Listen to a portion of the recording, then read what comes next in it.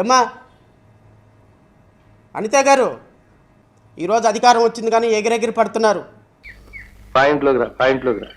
అదే మీరు ఒక మనుషుల్ని, చట్టాన్ని, న్యాయాన్ని గౌరవించకుండా, వాళ్ళకి శిక్షలు వేయించకుండా ఈరోజు మీరు వాళ్ళని వాటర్ ఎన్కౌంటర్లో చంపేసి పడేసేటువంటి విధానం పట్ల ఖచ్చితంగా రేపు న్యాయ విచారణ జరుగుద్ది. కంగారు ఏమి లేదు. ఏమిటండి మీరు మాట్లాడేది? తునిలో మీరు పాపం దూకి చనిపోయినాడు అన్నారు కదా, గిర్రని కాలం తిరిగి వచ్చింది. సుబ్బారావు వాళ్ళ కూతురు వస్తుంది. Home minister Anitha, DGP, SP వీళ్ళందరూ కలిసి మా నాన్న చంపేసారని ఒక కంప్లైంట్ పెడుతుంది. 2 నిమిషాల్లో ముద్దా అయిపోతావమ్మా, నువ్వేం కంగారేం లేదు. మారువా. నిన్న జరిగింది కూడా వాటర్ ఎన్కౌంటర్ మీద విచారణ జరగదు, ప్రభుత్వంలో మీరే ఉంటారనుకుంటే ఎట్లా?